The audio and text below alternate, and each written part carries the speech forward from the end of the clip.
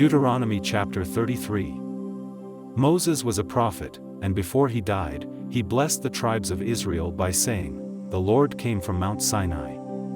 From Edom, he gave light to his people, and his glory was shining from Mount Paran. Thousands of his warriors were with him, and fire was at his right hand. The Lord loves the tribes of Israel, and he protects his people. They listen to his words and worship at his feet. I called a meeting of the tribes of Israel and gave you God's law. Then you and your leaders made the Lord your king. Tribe of Reuben, you will live, even though your tribe will always be small. The Lord will listen to you, tribe of Judah, as you beg to come safely home. You fought your enemies alone, now the Lord will help you. At Massah and Meribah Spring, the Lord tested you, tribe of Levi. You were faithful, and so the priesthood belongs to the Levi tribe. Protecting Israel's agreement with the Lord was more important to you than the life of your father or mother, or brothers or sisters, or your own children. You teach God's laws to Israel, and at the place of worship you offer sacrifices and burn incense. I pray that the Lord will bless everything you do, and make you strong enough to crush your enemies. The Lord Most High loves you, tribe of Benjamin. He will live among your hills and protect you. Descendants of Joseph, the Lord will bless you with precious water from deep wells and with dew from the sky. Month by month, your fruit will ripen in the sunshine. You will have a rich harvest from the slopes of the ancient hills.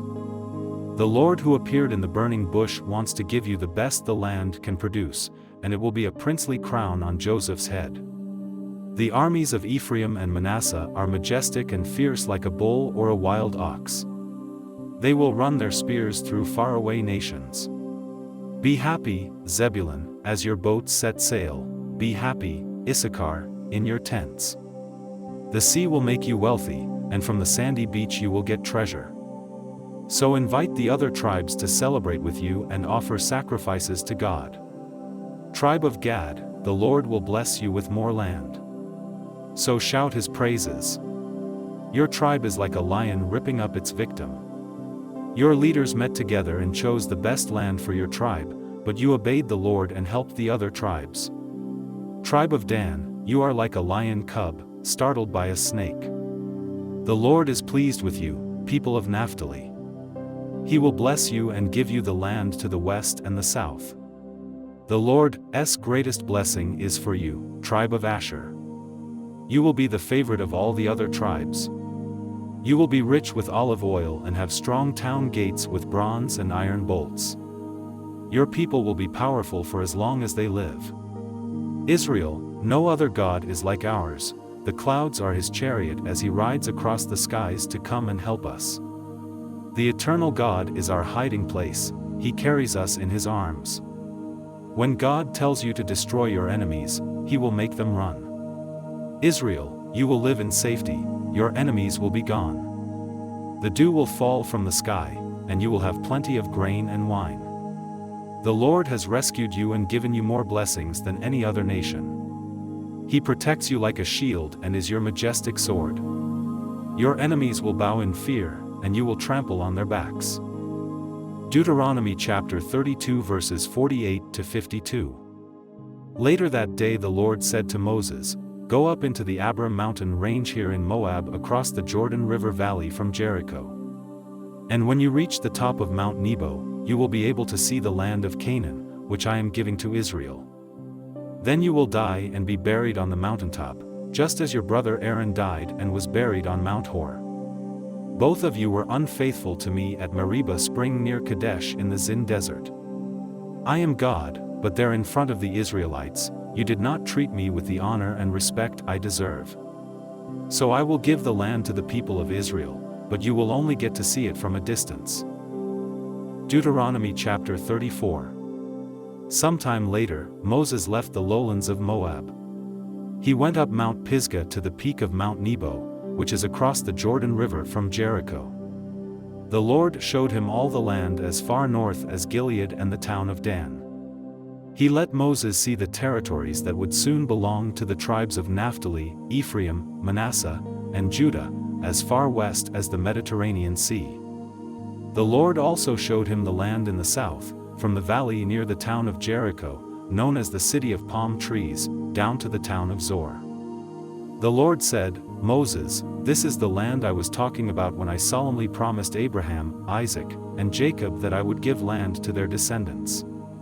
I have let you see it, but you will not cross the Jordan and go in."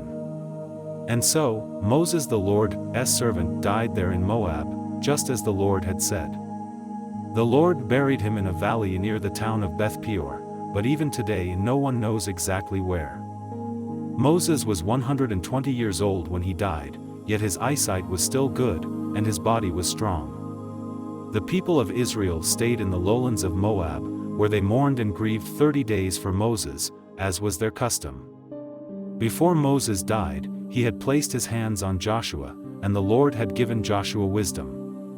The Israelites paid attention to what Joshua said and obeyed the commands that the Lord had given Moses. There has never again been a prophet in Israel like Moses. The Lord spoke face to face with him and sent him to perform powerful miracles in the presence of the king of Egypt and his entire nation. No one else has ever had the power to do such great things as Moses did for everyone to see. Joshua chapter 1. Moses, the Lord's servant, was dead. So they spoke to Joshua son of Nun, who had been the assistant of Moses. They said, "My servant Moses is dead.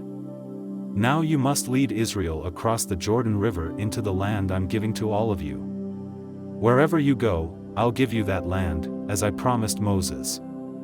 It will reach from the southern desert to the Lebanon mountains in the north, and to the northeast as far as the great Euphrates River. It will include the land of the Hittites, and the land from here at the Jordan River to the Mediterranean Sea on the west. Joshua, I will always be with you and help you as I helped Moses, and no one will ever be able to defeat you. Long ago I promised the ancestors of Israel that I would give this land to their descendants. So be strong and brave. Be careful to do everything my servant Moses taught you. Never stop reading the book of the law he gave you. Day and night you must think about what it says. If you obey it completely, you and Israel will be able to take this land. I've commanded you to be strong and brave. Don't ever be afraid or discouraged. I am your God, and I will be there to help you wherever you go." Joshua ordered the tribal leaders to go through the camp and tell everyone, "In a few days we will cross the Jordan River to take the land that our God is giving us. So prepare as much food as you'll need for the march into the land." Joshua told the men of the tribes of Reuben, Gad, and East Manasseh, "The servant Moses said that our God has given you land here on the east side of the Jordan River, where you could live in peace. Your wives and children and your animals can stay here in the land Moses gave you. But all of you that can serve in our army must pick up your weapons and lead the men of the other tribes across the Jordan River. They are your relatives, so you must help them conquer the land that He is giving them. The will give peace to them as He has given peace to you, and then you can come back and settle here in the land that Moses promised you." The men answered, "We'll cross the Jordan River and help our relatives. We'll fight anywhere you send us. If our God will help you as He helped Moses, and if you are strong and brave, we will obey you as we obeyed Moses. We'll even put to death anyone who rebels against you or refuses to obey you."